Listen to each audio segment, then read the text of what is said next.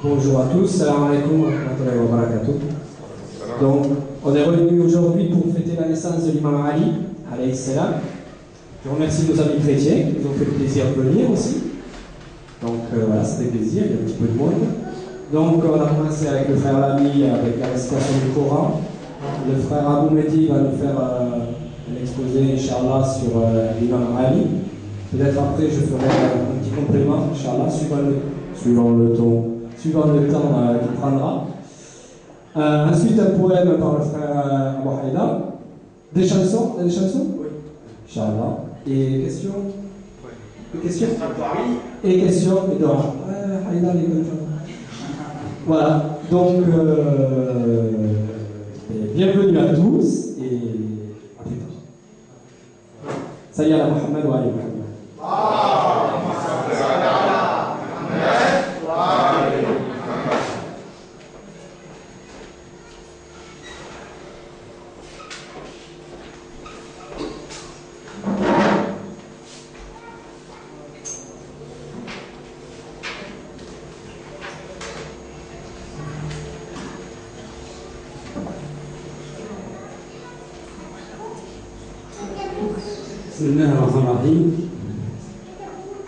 Félicitations pour l'anniversaire de l'imam Ali, à tout le monde. Je vais essayer de parler en bref sur un peu de rappel historique sur l'imam Ali. Et un point essentiel pour savoir, ça veut dire quoi l'imam, la définition du mot imam. Parce que beaucoup de monde ne savent pas, ça veut dire quoi un imam. La différence entre l'imam et le calife. Donc, pour faire un petit rappel tout le temps, beaucoup de musulmans peut-être, et surtout qui suivent l'imam Ali de près, ils savent à peu près les grandes dates de la vie de l'imam Ali. L'imam Ali, il est né le 13 Rajab, ça veut dire à peu près dans 3 jours, normalement c'est son anniversaire. Et aujourd'hui, c'est le 10 Rajab. Et le 10 Rajab aussi, c'est l'anniversaire de son petit-fils, l'imam Mohamed al-Jawad alayhi salam. L'imam al-Jawad, il est né 195 Hijr, il est mort après, il est tombé martyr 220 Hijr. Je ne sais pas comment j'ai après par rapport à la chronique chrétienne, je ne sais pas. Mais ça coïncide la naissance de l'imam al-Jawad aujourd'hui aussi. Donc nous ici, aujourd'hui, on fête spécialement l'anniversaire de l'imam Ali. L'imam Ali, il est né alors le 13 Rajab, 22 ans avant l'Hijr. On peut dire 22 ou 23 ans avant l'Hijr. Alors, sa naissance, c'était en réalité un miracle. Sa mère enceinte, elle a fait le tour de la Kaaba pour demander d'Allah, auprès d'Allah, une bonne naissance de son fils. Et le mur de Kaaba, il est fissuré, il a fait une ouverture, et elle est rentrée dedans, et elle a couché dans le Kaaba. Et ça, c'est un miracle. Et les fissures, il est encore, on le voit juste avant la porte de Kaaba, juste le côté, on peut dire, qui précède en tournant vers la main gauche, le côté qui arrive avant la porte, et les fissures, il est encore là. Donc,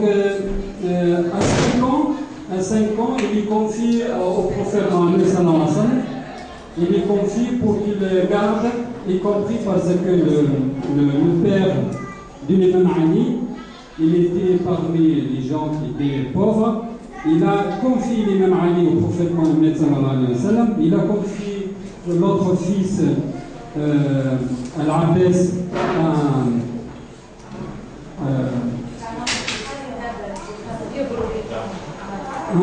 Abdallah. Il a confié à son oncle Hamza.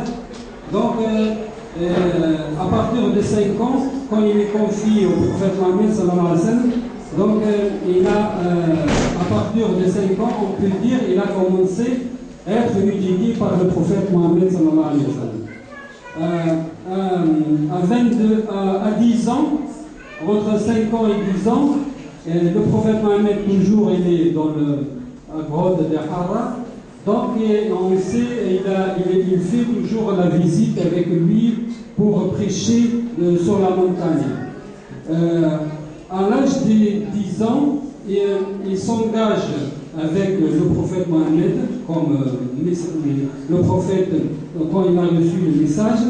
À 22 ans, il s'engage pour, à la veille du départ du prophète Mohammed à Médina, pour remettre les dépôts qu'il a gardés le prophète Mohammed dans sa maison à tous les Qurayshites, ça veut dire à tous les ennemis de messagers. À 24 ans, 23 ans, il se marie avec la seule fille du prophète Mohammed, Fatima al-Zahra. Pendant de 24 ans jusqu'à peu près, on peut dire, 33 ans, il dirige l'armée du prophète Mohammed. Il est toujours le dirigeant de tous les combats, et surtout les grands combats face pour défendre la Médina, parce que le prophète Mohammed n'a jamais attaqué aucune ville, aucun ennemi, toujours il défend la Médina. Donc on sait que toutes les batailles étaient autour de Médina, souvent. Donc l'imam Ali, c'était, on peut dire, le commandant de l'armée du prophète Mohammed sallallahu alayhi wa sallam. À la mort du prophète Mohammed sallallahu alayhi wa sallam, c'est lui qui, on peut dire, qui fait tout le nécessaire le jour de la mort du prophète Mohammed sallallahu alayhi wa sallam. Il le lave, il l'enterre, il fait la prière, tout ça. Donc c'est lui, en quelque sorte, qui est concerné. On sait, avant la mort du prophète Mohammed sallallahu alayhi wa sallam, ça veut dire 3 mois avant le prophète Mohammed sallallahu alayhi wa sallam, il a désigné ouvertement et publiquement comme quoi c'est lui le seul successeur du prophète Mohammed sallallahu alayhi wa sallam pour diriger les musulmans après lui. Et on sait l'avènement, comme on appelle, al-Ghaib. Donc, malgré le prophète Mohammed, il a désigné son successeur, l'imam Ali, et parce que c'est une désignation qui vient d'Allah, ce n'est pas une désignation, ce n'est pas une élection de monde musulmans qui vont élire un imam. On va savoir la différence entre l'imam et les califes après. Donc, après à peu près la mort du prophète Mohammed sallallahu alayhi wa sallam, il va rester à peu près 20 ans, il garde quelque chose qu'on ne peut pas le garder, nous. C'est le silence. Le silence en face de 3 califes qui vont usurper le pouvoir, ils vont en quelque sorte amener les musulmans ou amener l'islam vers un autre sens. Ils vont créer une sorte de religion qu'on le voit maintenant dans le monde arabe. Et cette religion-là, qui l'ont créée les 3 califes, c'est une religion qui est basée sur la violence, et sur la négligence de l'homme, et sur la négligence des femmes, et sur l'amour envers les autres. Donc c'est une religion, elle est basée sur la violence, et sur l'injustice, et sur tout le sens on peut dire, qui amène vers le conflit entre les hommes et entre les peuples. Cette religion, malheureusement, cette religion, ou fausse religion, comme on veut dire, elle est créée pendant les 3 califes. Mais l'imam Ali, il a gardé le silence, mais en même temps, il a préparé aussi une minorité de musulmans pour prendre l'élan, parce que les musulmans, vers le 34 Hijr, ça veut dire à peu près 24 ans, vers 34 Hijr, à peu près 20 ans de la mort de prophète Mohammed sallallahu alayhi wa sallam, les musulmans, ils sont en quelque sorte réveillés un petit peu, ils sont venus vers l'imam Ali. Ils sont venus vers l'imam Ali pour lui dire on se rend compte maintenant comme quoi tu es vraiment l'imam qui est désigné par le prophète. Mais c'était trop tard pour ces musulmans-là parce que les hypocrites, la fausse religion, elle a pris l'élan énorme. dans le monde musulman. Donc l'autre est simple. Je voulais vous parler d'un discours qu'il a parlé de ça, mais c'était un peu long, mais on ne va pas le dire. Donc l'imam Ali, il a gouverné de 34 jusqu'à 39, à peu près 5 ans. Alors qu'est-ce qu'il fait l'imam Ali en réalité pour gouverner? Un imam ou un prophète, il va faire comme le prophète. Donc, devant lui, pendant 5 ans, devant lui, cette fausse religion qui a pris énormément de masse. De masse, ça veut dire de musulmans qui prétendent être musulmans à l'époque. Et en même temps, comment il va faire régner la justice et l'équité entre les hommes. Et troisième chose, comment il va reprendre le savoir de toutes les religions d'Allah. La religion d'Allah à partir de Noé jusqu'à lui. Ça veut dire ramener le monde à le savoir de la religion d'Allah, la religion de tous les humains qui devraient régner. Donc il a trois objectifs et 3 buts, comment il va le faire. Donc pour régner la justice et l'équité, on sait que l'imam Ali, il a promis à tous les musulmans qui ont prêté serment, il va appliquer la justice et l'équité. À tel point, quand il était gouverneur, il a 2 bougies. Un bougie qu'il achète de sa poche et un bougie qui vient de l'État. Quand il va travailler pour l'État, il allume bougie de l'État. Quand il n'a plus de travail pour le compte de l'État, donc il éteint la bougie de l'État, il allume sa bougie qu'il a achetée de sa poche.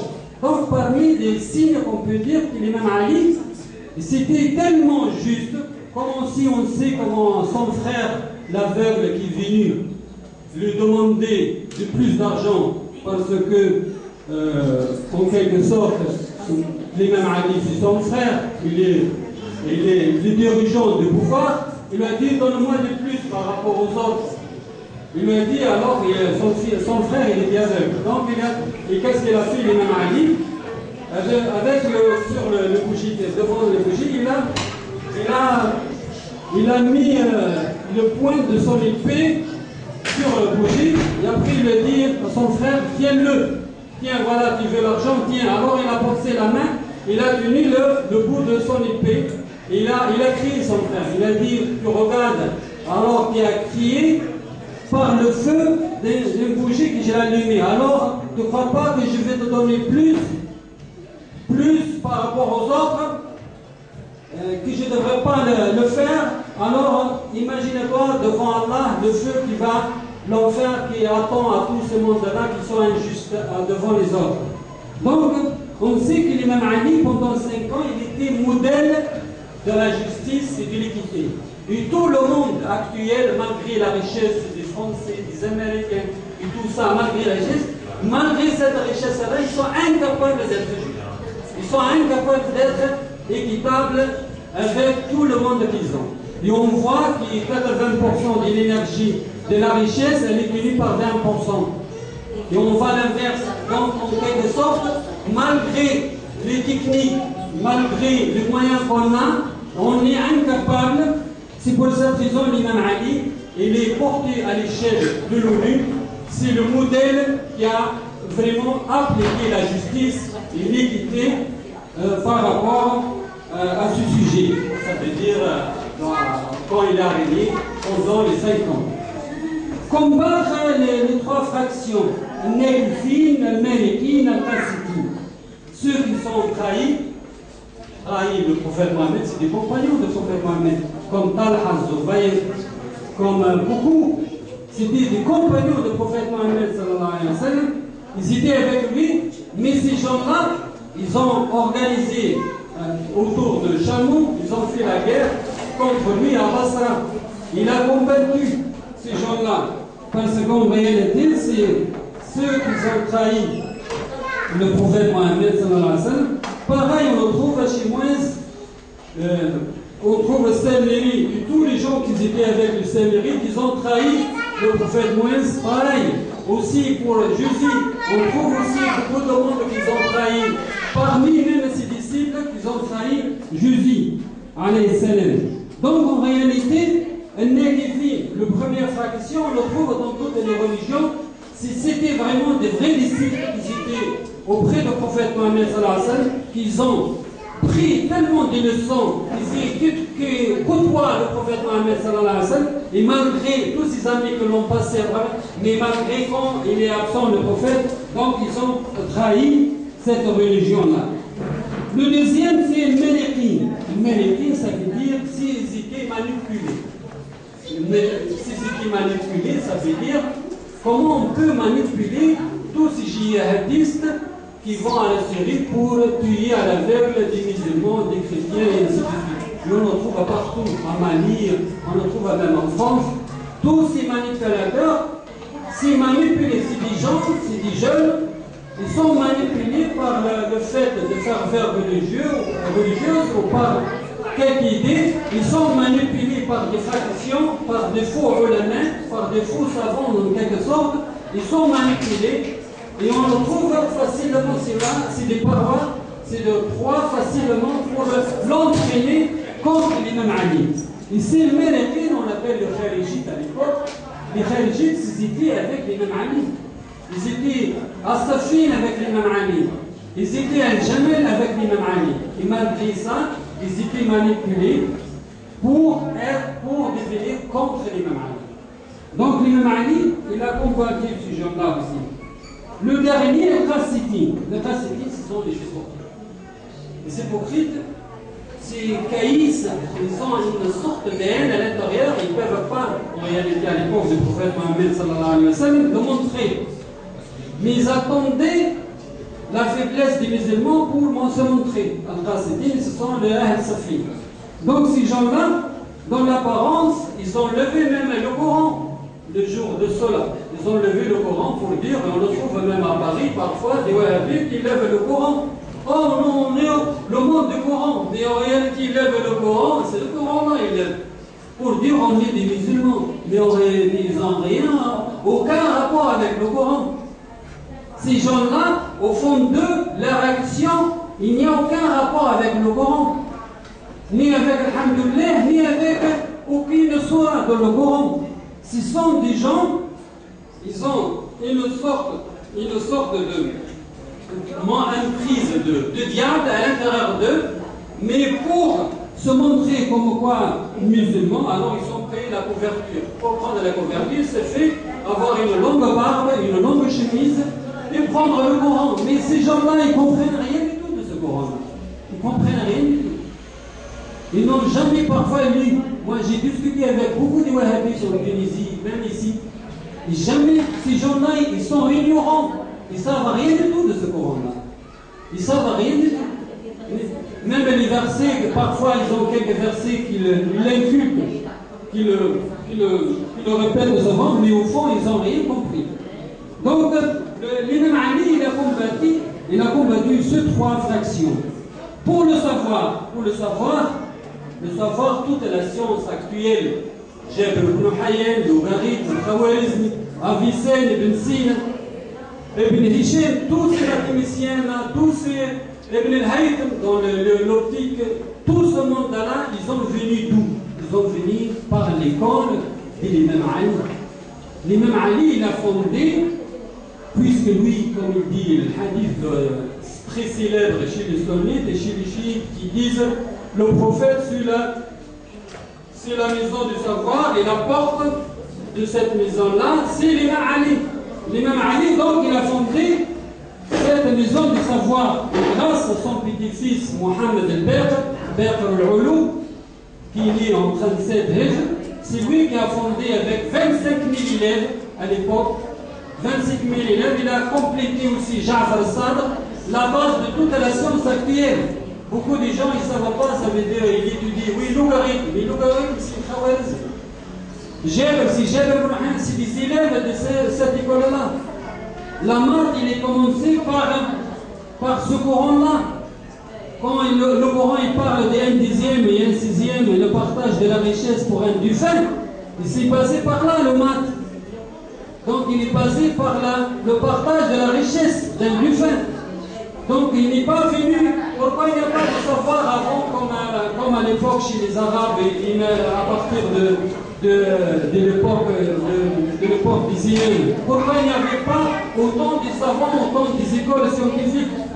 Donc c'est à partir de ça qu'on peut dire que le savoir qu'on a maintenant au niveau technique, au niveau humain, c'est grâce à l'école de l'imam Ali qu'il a fondée.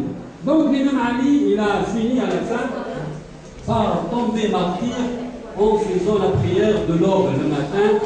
Et c'est un kharijite, c'est un manipulé, parmi le manipulé qui est resté en vie à l'époque. Il a frappé l'imam Ali à l'aube pour en quelque sorte venger pendant les guerres qu'il a fait l'imam Ali contre ces factions-là. Donc on sait, ça te rappelle alors, beaucoup de monde, on peut dire, beaucoup de musulmans, ils le savent. Mais il y a une chose que je reviens pour le deuxième point, le dernier, c'est la différence entre calife et imam. Ça veut dire quoi, imam? Le calife, en réalité, quand on dit calife, parfois les gens ils se trompent. L'imam Ali, c'est un calife. Oui, c'est un calife, mais en réalité, c'est un imam. C'est pas un calife. Les califes, l'imam Ali, il a dit dans ses discours, si je vous lis plusieurs discours, le calife, c'est pas tout à fait la définition de l'imam ou de l'imam.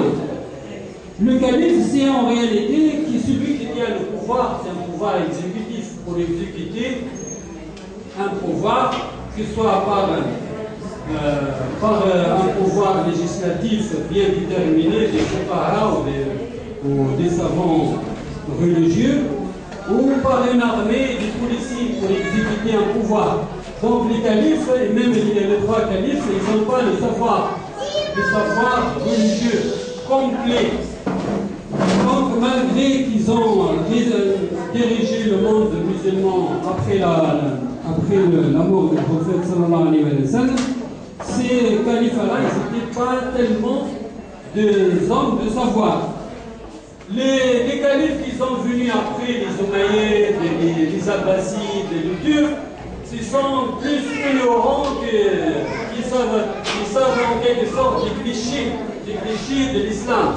Ça veut dire des gens, en réalité, ils n'ont aucun savoir concernant l'islam, à part le costume, à part les fêtes et ainsi de suite. Donc, si le calife, le mot calife en réalité, c'est lui qui a le pouvoir. Mais c'est quoi l'imam en réalité? L'imam, il a un pouvoir spirituel. Comme le prophète. C'est un pouvoir spirituel. C'est un pouvoir qui va diriger le monde de l'intérieur, pas de l'extérieur.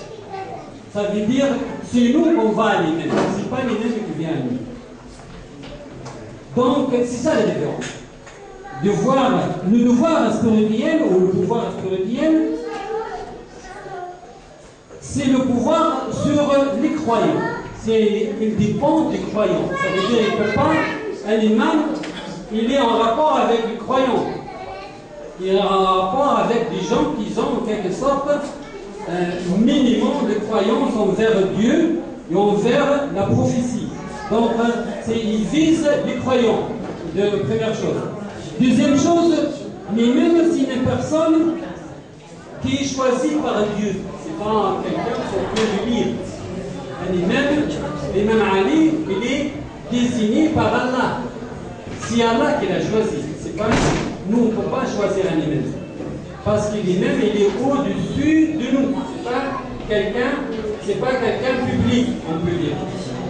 Donc, comme il est choisi, donc il devrait être infaillible. Ça veut dire quoi infaillible? Ça veut dire quoi impeccable? Infaillible, ça veut dire qu'il est protégé dans sa naissance jusqu'à sa mort par Allah, par Dieu. C'est pas quelqu'un qui peut dévier le jour au lendemain. C'est quelqu'un qui est protégé 24 heures par 24 heures par Allah. Il est, comme il dit le Coran, il est mis sous la surveillance sur les yeux, par les yeux d'Allah. Donc c'est une personne C'est une personne infaillible. Le troisième point, c'est une personne que chaque année, lui-même, le 12 de nos 12 lui-même, c'est chaque année, l'ange Gabriel, il vient visiter le monde de si-bas avec tous les anges pour déterminer déterminer en quelque sorte ce qu'il a programmé Allah à toutes les humanités et tous les bêtes qui existent sur la terre. Donc, le partage de la richesse, le partage de souffrance, le partage de tous les biens sur la terre, malgré qu'il y ait une injustice, malgré qu'il y a par les hommes, donc Allah il est juste, il va et il fait descendre l'ange Gabriel chaque année dans les 10 derniers jours de Ramadan pour déterminer la vie sur la terre à toutes les humanités, à toutes les humains sur la terre.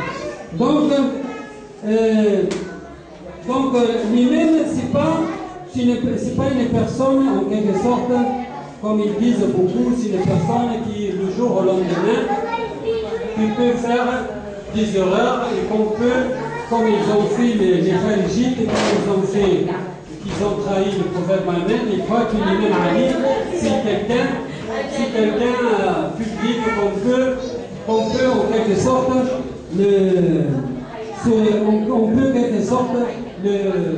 défier par leur proposition, par leur en quelque sorte position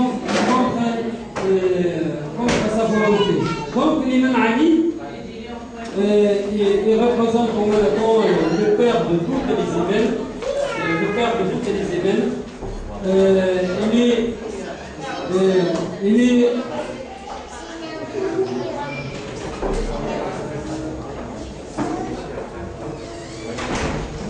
Il nous a laissé quelques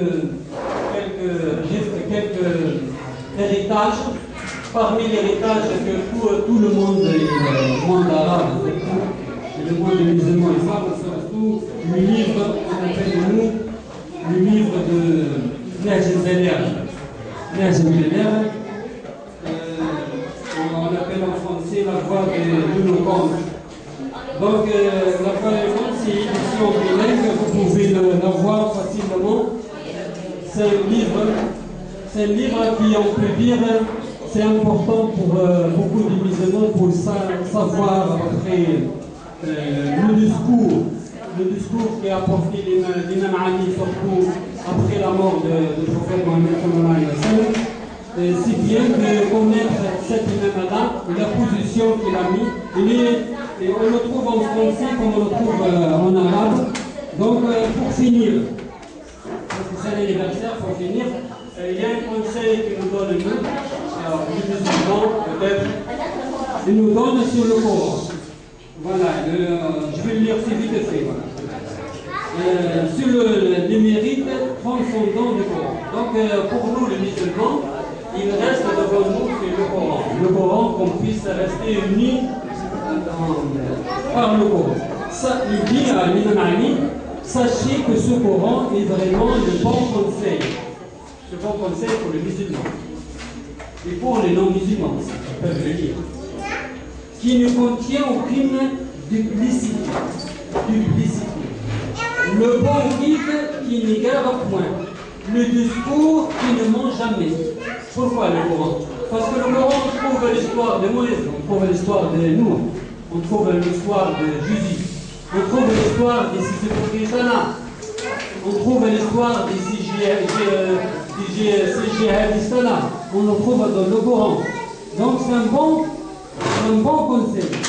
Personne ne peut se familiariser avec le Coran sans une augmentation d'un côté ou une diminution d'un autre. Donc quand on rentre dans le Coran, on va avoir une certaine richesse. Ne vous inquiétez pas. Quand vous rentrez dans le Coran, quand vous rentrez dedans, vous allez sortir avec des richesses. Vous allez avoir moins de fatigue, moins de poids de cette vie-là. Donc, essayez de rentrer, vous allez voir de la richesse, il a dit l'imam Ali. Il bénéficie d'une consolidation de sa foi et d'une élimination de son aveuglement. Sachez aussi qu'après le Coran, il n'y a nul besoin de guide. Donc le Coran, avec le Coran, vous n'avez pas besoin de prophètes, ni de prêtres, ni de savants. Si vous lisez bien, vous n'avez pas besoin d'aucun guide. Personne ne peut se passer du Coran. Utilisez-les comme remède de vos maux et aidez-vous dans vos difficultés. Donc, le Coran il va vous aider à comprendre les difficultés, les stress, la dépression de ces gens-là, de ce monde qui n'arrive pas à vivre, qui n'arrive pas à savoir vivre de ce monde. Donc, le Coran, il va vous soulever énormément de poids, énormément de charges de cette vie-là. Le Coran, il recèle la guérison du pire de mots, à savoir la mécréance et l'hypocrisie, la conduite irréfléchie, inégalement. Adressez-vous prière à Dieu par la voie du Coran et dirigez-vous vers lui par amour. Donc, comment on va diriger vers le Coran? Donc, on va chercher à rentrer dans l'esprit du Coran pour comprendre tout, pour enlever toutes ces difficultés qu'on a, nous, dans cette vie-là. Donc, il faut vraiment par amour. On ne peut pas rentrer dans le Coran sans avoir l'amour de ce Coran-là, parce que le Coran, c'est l'esprit dedans. Et c'est lui qui peut te sauver de ce monde-là, de ces détresses-là.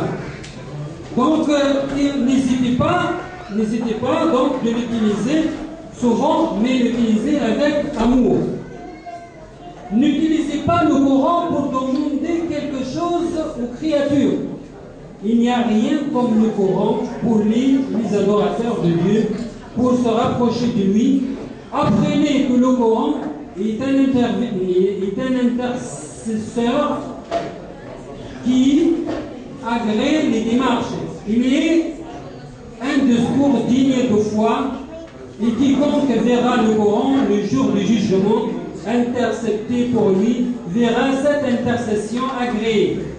Et quiconque lui trouvera accusé par lui se verra fatalement incriminé. Donc le Coran aussi, pour le jour au-delà, c'est lui qui les tient par amour.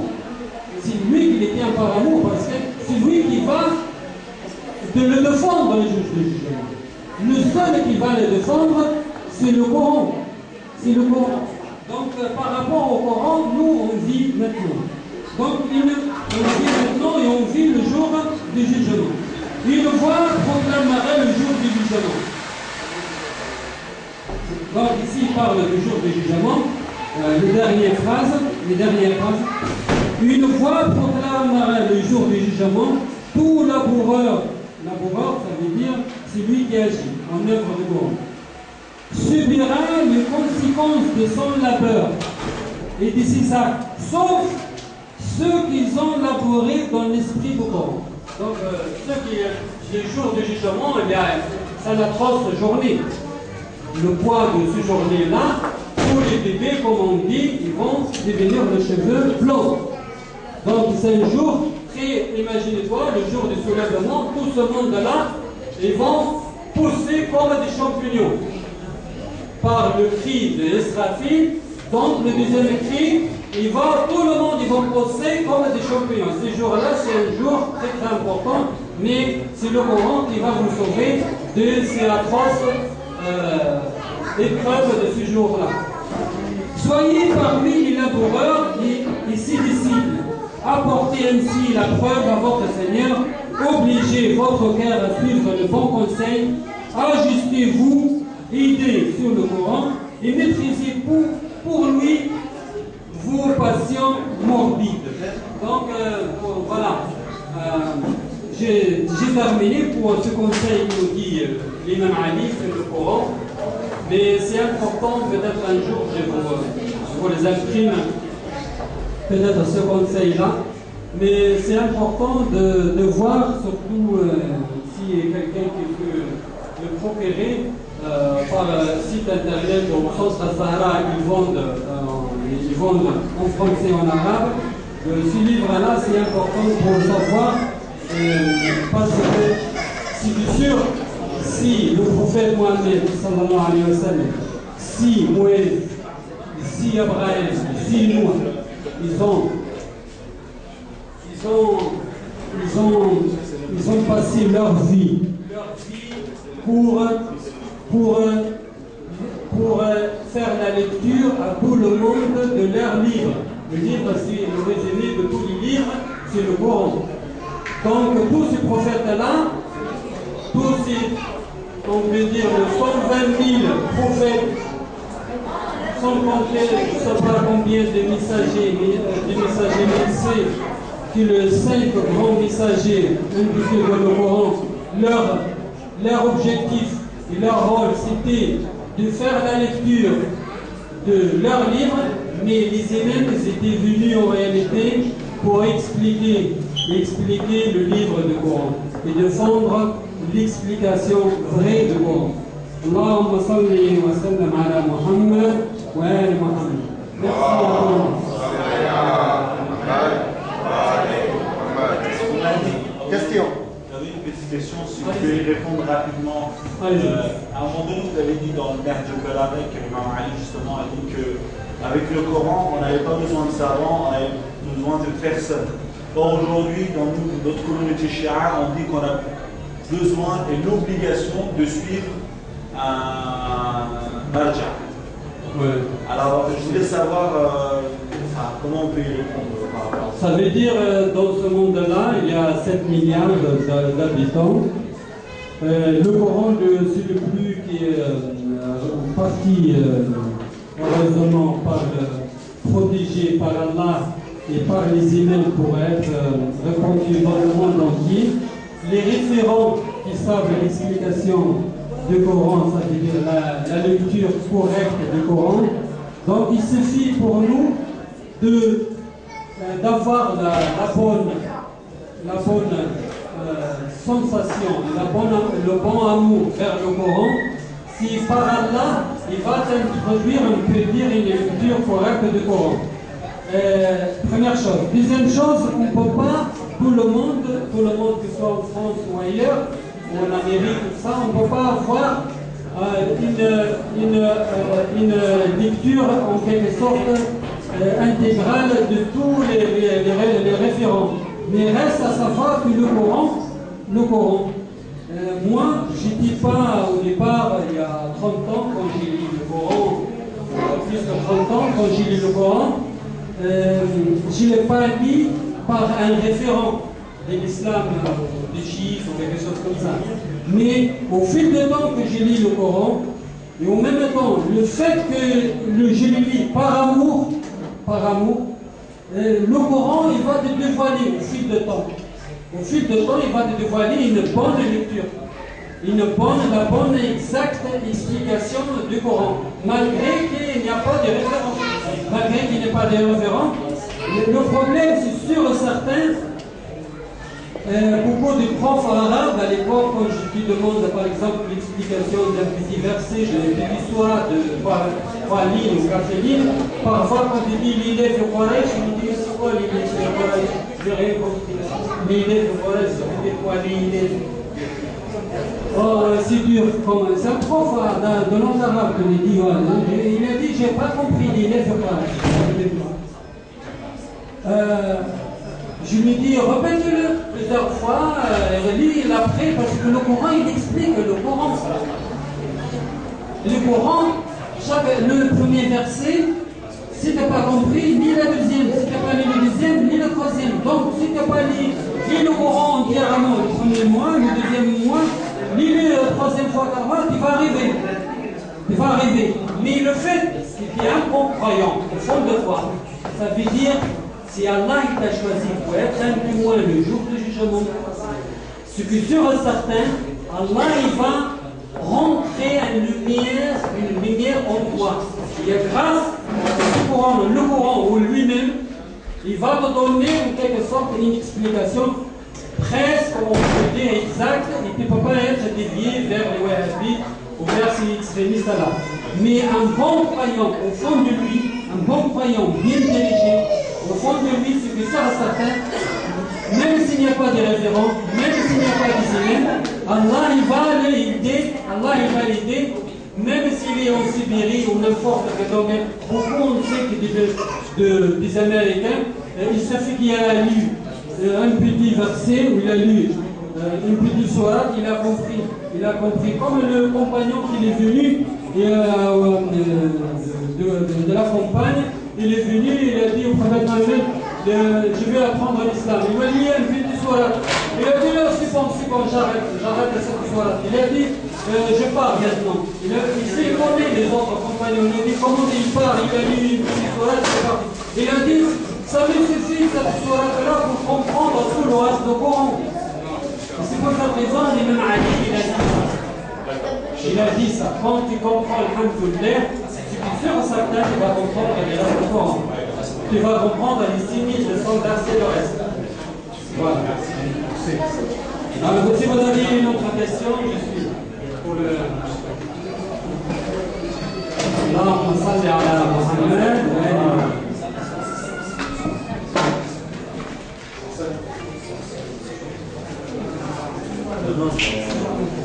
مبارك الإمام المهدي الحجة المنتظر بمولد الإمامين علي بن أبي طالب ومحمد الجواد عليهم السلام.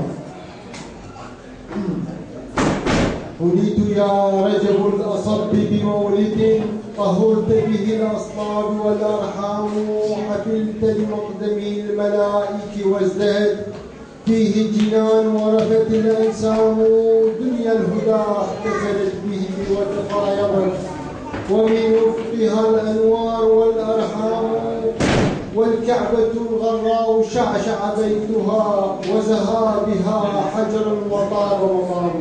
صلى على محمد وعلى اللهم صل على محمد وعلى محمد. قلبي لك يا علي منزل وموطن وحي لولاك رب العرش ما كان نزل وحي والعبد لو صام كل عمره وصلى بس حبك وكل عمل من غير حبك يصفه فضلك ربك مثل فصل الذهب عصفه. صل على محمد وعلى محمد. اللهم صل على محمد وعلى محمد.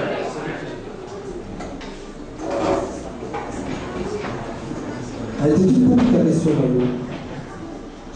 j'ai le micro. Non, si je peux revenir un complément, quand il dit le Coran, en fait, ça mène sur la bonne voie, ça n'empêche pas que sur la voie, après, tu peux rencontrer des gens avec qui tu voyages. Quoi. Tu vois ce que je veux dire? C'est pas le savant qui amène au Coran, sinon on n'aurait pas besoin de prophète non plus.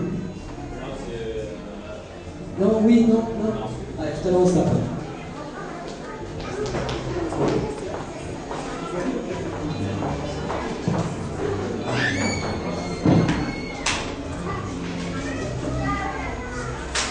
Salut à Mohamed wa Ali Mohamed. اللهم صل على محمد وعلى محمد. Bon, moi j'ai préparé quelque chose un petit peu avec des paroles de l'imam Ali, parce que effectivement le frère Abdelmadi a parlé de la voie de l'éloquence, et on va pas dire la première caractéristique, mais une caractéristique essentielle de l'imam Ali, alayhi salam, c'est effectivement son éloquence. C'est-à-dire on a de grands discours, on a tout un livre, je pense que la voie de l'éloquence qui est traduit en français d'ailleurs n'est pas complet, il n'est pas en entier, c'est plus volumineux quand c'est en arabe. Et même la langue française, je ne connais pas l'arabe, mais ne doit pas apprendre l'éloquence qu'il y a en arabe. Alors pourquoi l'imam Ali? L'imam Ali, chez la voie de Ahl-Bayt, donc ce qu'on appelle plus communément les chiites, c'est celui dont on considère qu'il a été le successeur du prophète sallallahu alayhi wa sallam. Comme le frère l'a démontré, c'est-à-dire qu'on ne se base pas sur un calife, mais sur un imam. Donc quelqu'un qui est désigné par Dieu, et donc qui a une fonction, pas l'imam comme on l'entend, l'imam de la prière, où c'est juste un guide dans la prière, mais un guide spirituel. donc qui est intemporel et qu'on doit suivre. Ce que je voulais dire par rapport à Ali, parce que souvent ça fait polémique par rapport au sunnisme et au chiisme, c'est que Ali, ce n'est pas un sujet de division en vérité. Ali, c'est le pionnier de l'unité islamique, justement. Et s'il n'a pas cédé son droit à l'imama, c'est parce que son droit lui venait de Dieu et de son messager, sallallahu alayhi wa sallam. Mais il a ajourné cette revendication. C'est pour ça qu'il n'a pas été premier calife. Donc il a laissé passer ce qui devait se passer. Et il a simplement ajourné, mais il n'a pas, son imama, il a quand même exercé. Donc il n'a pas été calife, mais ça n'empêchait pas d'être imam. Il ne voulait pas, même au moment des luttes les plus ardentes, qu'ils s'insultent. C'était vraiment, même dans l'opposition, c'est-à-dire les gens qui s'opposaient à lui, il ne voulait pas d'insultes. Il voulait vraiment que l'unité soit là, même par rapport à ses ennemis. Il ne voulait pas qu'ils s'insultent et se maudissent mutuellement. Et il a dit à ses compagnons, pendant qu'ils se rendaient à Siffin, « Je déteste que vous les insultiez. Il vaut mieux, et il est plus convaincant, de parler de leurs mauvaises actions ou de dire « Seigneur, épargne notre sang et le leur. Fais que nous nous réconcilions et dirige-les pour les faire sortir de leur égarement. » Alors ça c'est intéressant d'un point de vue éducatif, parce que dans ce qu'il y a au niveau des théories éducatives par exemple, on dit par rapport aux enfants quand ils font une mauvaise action, on ne va pas condamner l'enfant. C'est-à-dire un enfant qui dit un mensonge, on va condamner le mensonge et on va le punir pour le mensonge qu'il a dit, mais pas parce que c'est un menteur. Je ne sais pas si vous voyez la nuance, mais c'est quelque chose de très, très important. C'est-à-dire, quand on fait une mauvaise action, quand un enfant fait une bêtise, on sanctionne la bêtise et on ne sanctionne pas l'enfant comme celui qui fait tout le temps des bêtises. Et on en voit de plus en plus d'ailleurs dans les écoles où il y a des enfants qui, au bout d'un moment, ont l'étiquette de celui qui met la zone en place. Et donc, dès qu'il y a un problème, on le désigne à lui. Alors qu'il faut sanctionner le comportement, c'est tout. Pas l'enfant et le condamner et dire ben voilà, ben celui-là, de toute façon, c'est celui qui fait tout le problème. Non, c'est pas vrai. À un moment, il met sa zone et là, on le condamne pour ça, on le sanctionne.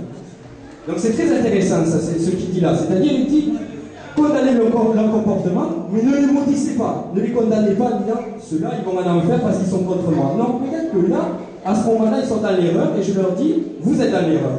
Et Inch'Allah, peut-être qu'ils vont revenir, Inch'Allah. Donc voilà, on ne juge pas l'être humain. Parce que seulement Allah subhanahu wa ta'ala le peut. Voilà, donc c'est une règle, j'avais marqué une règle dans le milieu éducatif. Ce que je viens de dire, on ne condamne pas la personne, mais le mauvais comportement.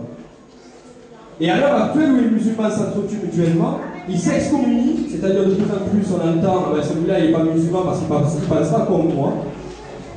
Nous devons avoir Ali alayhi salam comme modèle et dire à ceux qui trouvent l'icide, comme en Irak, comme le frère l'a cité, ou en Syrie, le fait de tuer les musulmans qui s'engagent dans la voie de Ali et des membres de sa famille, que l'islam a besoin de toutes les potentialités des musulmans. On ne peut pas avoir le luxe de dire, ben voilà, on est une petite communauté, voilà, il faut essayer de ramener les gens. Et Ali, alayhi salam, peut être, il est le pionnier de l'unité islamique et il peut être le vecteur de l'unité islamique. Parce que lui, il n'a jamais voulu diviser. C'est les musulmans après qui se sont divisés par rapport à Ali. Mais Ali, lui, il a appelé tout le monde à la voie droite, à celle qui est le messager de Dieu. Donc nous devons connaître Ali et le vivre dans toute sa voie, dans tout son courage et dans tout son dévouement. Nous devons répéter avec le poète chrétien, j'en parlerai à la fin parce qu'il y a beaucoup de gens non musulmans qui ont parlé de l'imam Ali, parce que c'est un personnage, en dehors de l'islam, c'est un personnage historique qui a marqué son temps.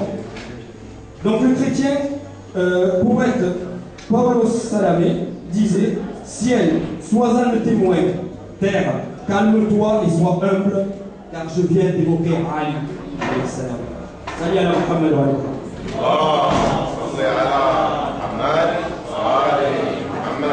Donc Ali alayhi salam ne doit pas être un sujet de division, mais un sujet d'union.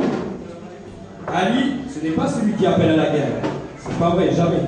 C'est celui qui appelle à la paix. Et nous appelons à nous raffermir sur la voie de l'islam. Et nous disons, gloire à Dieu qui a fait que nous soyons parmi ceux qui tiennent à l'autorité de Ali alayhi salam. Gloire à Dieu qui a rendu la religion parfaite et qui a parachevé sa grâce. Effectivement, dans la sourate 5, verset 3, Allah subhanahu wa ta'ala dit: aujourd'hui j'ai rendu votre religion parfaite, j'ai parachevé ma grâce sur vous. J'agrée l'islam comme étant votre religion. Alors l'islam, dans le sens, pas l'islam, parce que l'islam, tout le monde parle d'islam, mais l'islam, la soumission à Dieu, la véritable soumission à Dieu, dans la paix. Donc mon deuxième point, ça sera les souvenirs de l'imam Ali, alayhi salam, à propos du nom du prophète. Ce qui est intéressant, c'est que l'imam Ali, c'est lui qui a été le plus